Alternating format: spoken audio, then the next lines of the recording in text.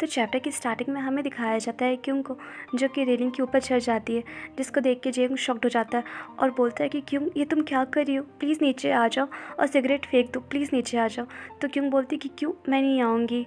उसके बाद बोलती है कि तुम ये मुझे फेंकने के लिए क्यों कह रहे हो, तुम भी तो पीते हो ना, अगर अच्छा चीज़ नहीं होता तो तुम भी नहीं पीते। तो जेंग बोलता है कि प्लीज़ पहले नीचे आ जाओ, ये बहुत डेंजर है, तुम ऊपर मत रहो, प्लीज़ नीचे आ जाओ।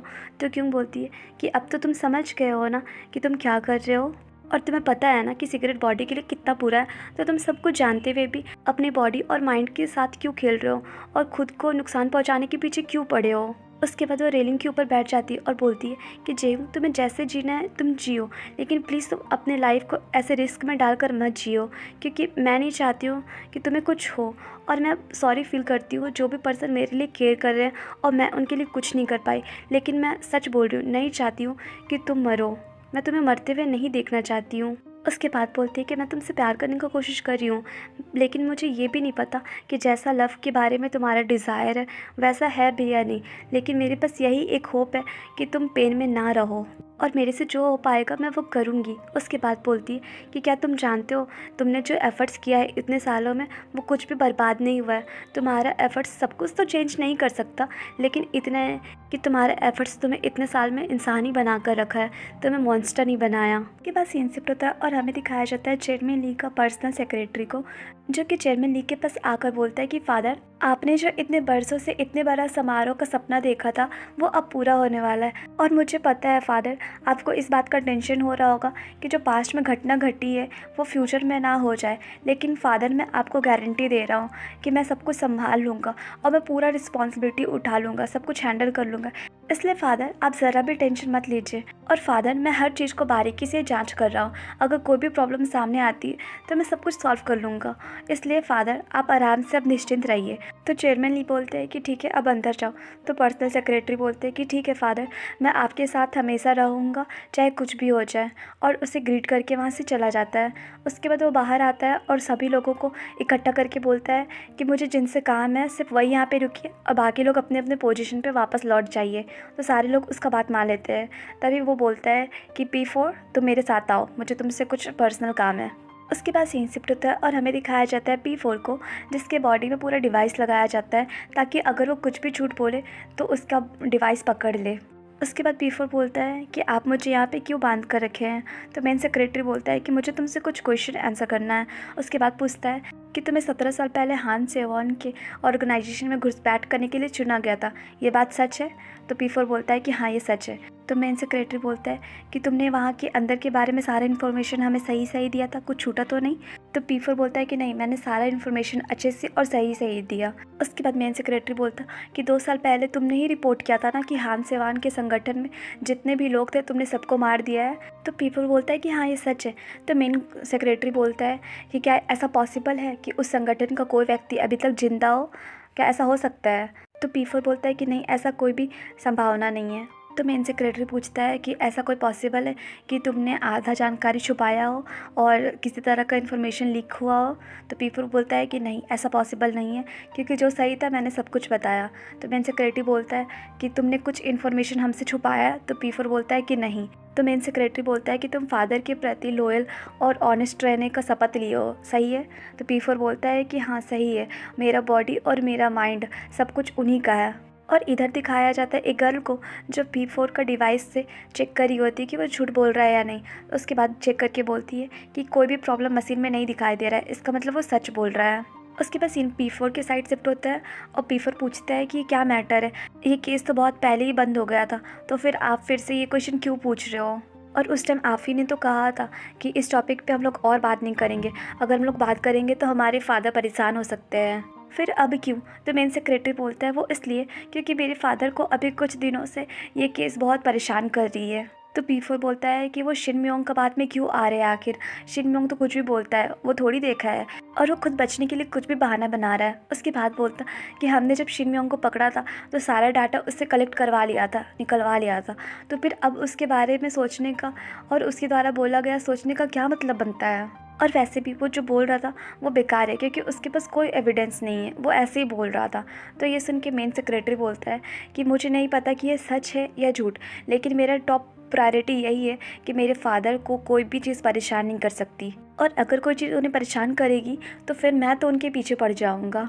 उसके बाद पूछता है कि क्या वहाँ पे फेक बॉडी होने का पॉसिबिलिटी था, क्योंकि जिस दिन हान सेवॉन के ग्रुप में हमला होने वाला था उस दिन मुझे कुछ भी सूचित नहीं किया गया था कि आज क्या होने वाला है, और जितना भी रिपोर्ट्स था वो किसी और के पास था, मेरे पास तो आया ही नहीं।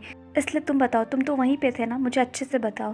तो पीपर बोलता है कि उस दिन वान सेवान के ग्रुप में अचानक हमले किए गए थे, जिससे उन लोग तैयार भी नहीं थे और उनके पास समय भी नहीं था कि कुछ व्यवस्थित कर सके, और इसीलिए मुझे नहीं लगता कि ऐसा पॉसिबल हो सकता है कि वहाँ पे कोई फेक बॉडी हो, और ये प्रैक्टिकली भी इम्पॉसिबल है।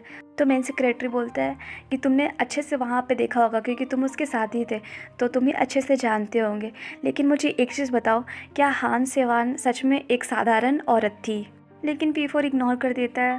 उसके बाद पूछता है कि अब तो मेरे पास कोई काम नहीं है ना, वैसे मुझे पता है कि सेक्रेटरी अरेंजमेंट वाले के लिए बस डिनर का इंतज़ाम करना है, बस और तो कोई काम नहीं है।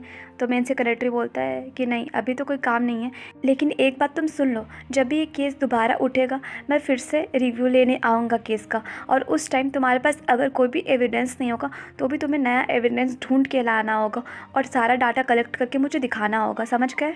और एक बात और, ये सीक्रेट है तो तुम किसी को बताना मत, ये सिर्फ मेरे और तुम्हारे तक रहेगा। उसके बाद बोलता है कि पी4, एक चीज़ मैं तुम्हें बता दे रहा हूँ, जब कोई जासूस दूसरे गुट में शामिल हो जाता है, भले ही जासूसी करने के लिए, और जब रिटर्न होकर अपने गुट में आता है तो उसे अग्नि परीक्षा देनी ही पड़ती है कि वो कितना सच्चा है या कितना नहीं, जो कि तुम्हें भी देना पड़ेगा, भूलना मत। और ऐसे बोल के वो चला जाता है। और इधर पी4 गुस्सा में बैठ के सोच रहा होता है कि ये कितना कमीना आदमी है, आखिर एक छोटा सा एविडेंस के कारण इसने उतने साल पहले मेरा आँख ख़राब कर दिया और ये फिर से अभी भी यही कर रहा है, और क्या ये मेरे साथ ज़िंदगी भर होते रहेगा जब तक मैं ज़िंदा रहूँगा? उसके बाद सोचता है कि उस टाइम तो यह चाहता था कि मैं सब कुछ हाइड कर लूँ, लेकिन अब चाहता है कि मैं एविडेंस लाऊं, कहाँ से लाऊंगा मैं? ये कमीना पूरा पागल है। और इधर दिखाया जाता है वही गर्ल को जो कि पी4 से बोल रही होती है कि फादर का आर्टिफिशियल आइलैंड है, हम लोग वहाँ पे जल्दी ही पहुँच जाएंगे। तो पी4 बोलता है कि शिनम्योंग को ढूंढ के रखो, तो वो गर्ल बोलती है कि ठीक है, मैं समझ गई। उसके बाद पी4 मेन सेक्रेटरी का बात याद करता है, जो कि उससे पूछ रहा होता है कि क्या सच में वो एक ऑर्डिनरी पर्सन थी। जिससे पी4 अपना पास्ट का सीन याद करता है, जिसमें उसकी बॉस हान सेवान बैठी होती और बोल रही होती कि मिंजी। तो मिंजी बोलता है कि बॉस, तो बॉस बोलती है कि कुछ भी मत कहो। उसके बाद बोलती है कि मैं जानना चाहती हूँ कि आखिर तुम आए कहाँ से हो और तुम्हारा क्या पर्पस है यहाँ पे आने का, क्योंकि अभी तक मैंने ना ही कहीं देखा और ना ही सुना है कि तुम किसे फॉलो करते हो, तो मैं तुम्हारे बारे में कुछ भी नहीं जानती हूँ। उसके बाद बोलती कि वैसे मैं तुमसे तुम्हारा सीक्रेट और पाप नहीं पूछूंगी, लेकिन इसके बदले में मुझे कुछ चाहिए, और इसके बदले में क्या तुम मुझे छोटा सा प्राइस पे कर सकते हो? उसके बाद बोलती है कि मेरा चॉइस है कि मैं अपने प्लेस में किसी को इंटर करने देती हूँ या नहीं, और ये मेरा ही चॉइस है कि मुझे रखना है या नहीं। और मेंबर जो है वो मुझे फॉलो करते हैं और उन्हें मुझे मेरा आइडिया अच्छा लगता है, मेरे साथ अच्छा लगता है, इसलिए वो मेरे साथ रहना चाहते हैं, और ये उनका चॉइस है।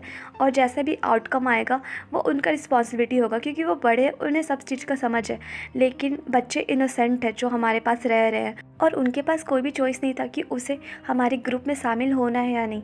वो तो इनोसेंट थे, बस शामिल हो गए। इसलिए अगर फ्यूचर में मेरे साथ कुछ भी बुरा होता है तो प्लीज़ उन्हें कुछ भी बुरा मत होने देना, क्योंकि वो मेरे फैमिली है, और उन्हें मैसेज कर देना जो मैंने तुम्हें बताया है। और साथ ही ये जो मैं अभी तुमसे बात कर रही हूँ, जो भी प्रॉमिस तुमसे ले रही हूँ, वो सब कुछ तुम भूल जाना, ऐसा भूलना कि जैसे कभी कुछ हुआ ही नहीं था। बस यही 2 चीज़ मुझे चाहिए जो मैं तुम्हें बोली हूँ। मुझे बस अपने बच्चों का भविष्य सुरक्षित चाहिए और कुछ नहीं, और अभी उनका भाग्य तुम्हारे हाथ में है, और जब तुम उन्हें बचा लोगे तो बच्चों का ज़िंदगी उनके हाथ में रहेगा, फिर वो जो चाहे कर सकते हैं, फिर वो किसी भी गुट से बंधे हुए नहीं रहेंगे, वो आज़ाद हो जाएंगे। उसके बाद बोलती है कि मैं उन दोनों बच्चों की जान के बदले में तुमसे तुम्हारा सीक्रेट और पाप नहीं पूछ रही हूँ, तो क्या तुम ये पे करने के लिए तैयार हो? और यहाँ पे ऐसा लगता है जैसे बॉस को पी4 के बारे में पता चल गया था कि वो कहीं का एजेंट है, लेकिन उसे पूरा पता नहीं था, और उसे ये भी पता था कि फ्यूचर में उसके साथ कुछ बुरा हो सकता है, लेकिन फिर भी वो अपने बारे में ना सोचकर वो सिर्फ बच्चों के बारे में सोची है। उसके बाद पी4 सोचता है कि बॉस ने कहा था जब टाइम आएगा तो मुझे ये प्राइस चुकाना होगा, और ऐसा टाइम आया भी जिस टाइम मैंने ये प्राइस चुकाया। और पास्ट में जब मेरे से बॉस पूछ रही थी तो मेरे पास कोई भी चॉइस नहीं था कि मैं एक्सेप्ट ना करूं। अगर मैं एक्सेप्ट नहीं करता तो मुझे गद्दार कहते और अपने हाथों से मार देते, इसलिए मेरे पास कोई और चॉइस नहीं था, और मैंने उनका ये ऑफ़र एक्सेप्ट कर लिया। उसके बाद सोचता है कि जैसा कि उसने कहा था कि एक बार ये डील हो जाने के बाद हमें ऐसे रिएक्ट करना है जैसे कभी कुछ हुआ ही नहीं, और उसने जो बोला था वो किया भी, और वो एक्ट ऐसे कर रही थी जैसे कभी कुछ हुआ ही नहीं, और वो मुझे अच्छे से ही ट्रीट करती थी।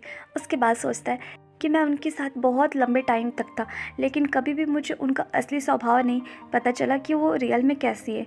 लेकिन एक बात मैं जानता हूँ कि वो एक साधारण लेडी बिल्कुल भी नहीं थी। वो ऐसी लेडी थी जिसके बारे में कोई सोच भी नहीं सकता। वो बहुत ही अलग टाइप की थी। उसके बाद सोचता है कि ये डील करने के बाद वो 5 साल तक और ज़िंदा रही।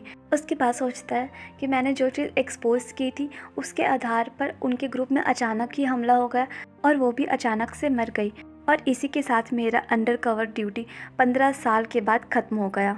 उसके पास होता, लेकिन कुछ सालों के बाद लोगों ने ये दावा किया कि वो बच्चे अभी भी जिंदा है, जिसके कारण मुझे उनकी फेक बॉडी बनानी पड़ी और उन्हें मारना पड़ा, और लोगों के सामने ये दिखाना पड़ा कि हमने उन्हें मार दिया है। लेकिन किसी को भी सच नहीं पता था कि वो एक फ़ेक बॉडी है, और वो रियल भी लग रहा था, इसलिए किसी को भी हम पे शक नहीं हुआ, और सब यकीन भी कर लिए कि वो बच्चे मर गए हैं, और अब हान सेवान के ग्रुप का कोई भी मेंबर बचा हुआ नहीं है।